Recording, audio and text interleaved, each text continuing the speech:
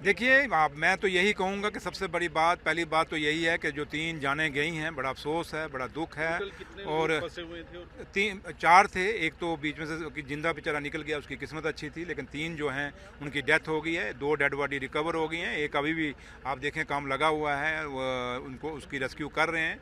District administration भी लगी हुई है, डिपार्टमेंट पीडब्ल्यूडी भी लगा, सारे लगे हैं और वो अपनी जगह कोशिश कर रहे हैं कि उस डेड बॉडी को जल्दी से जल्दी निकाला जाए और परिवार के हवाले किया जाए।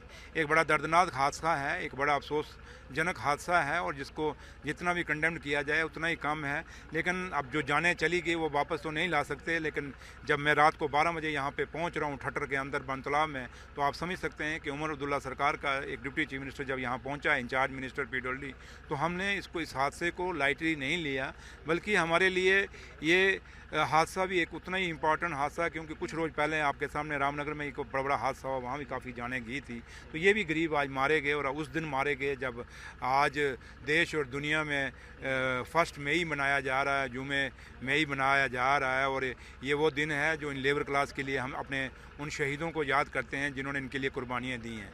तो इसलिए बदकिस्मती है। और इंक्वायरी हाँ, तो मैंने इसलिए बदकिस्मती है कि आज उस दिन में इनकी नथें हुई हैं, मौतें हुई हैं।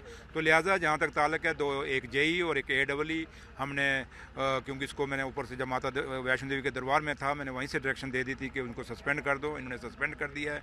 एक्जन के लिए मैंने अभी कह दिया है कि इंचार्ज एक्जन था उसको अटैच कर लीजिए। और उसके बाद जो भी ठेकेदार जहाँ ताल्लुक है, ठेकेदार ने SOP फॉलो की है या नहीं की, और इतना बड़ा काम उसने शुरू कर दिया एक मेन रोड के ऊपर, उसको ब्लैक लिस्ट किया जाए, ताकि ऐसे वो ठेकेदार किसी को भी इजाज़त नहीं होगा जो बिलो काम डालेंगे और फिर छोटे छोटे कार्ड बना के वो सोचेंगे हम बिलो रेट डाल के यहाँ काम करेंगे। हम काम उन्हीं ठेकेदारों को करने देंगे जिनके पास SOP फॉलो करें और जो पूरी क्वालिटी और क्वांटिटी को मेंटेन करें, उन्हीं ठेकेदारों को किया जाएगा। इसलिए फ़िलहाल तो हमारा सबसे बड़ी प्रायोरिटी यही है कि वो एक डेड बॉडी जो है उसको रेस्क्यू किया जाए। उसके बाद जैसे ही एक बॉडी रेस्क्यू होती है, उसके बाद जो SOP है एक एक्सग्रेशिया का, जो आप लोगों को पता है, उसके बाद ऑनरेबल CM साहब को कह के वो अनाउंस किया जाएगा।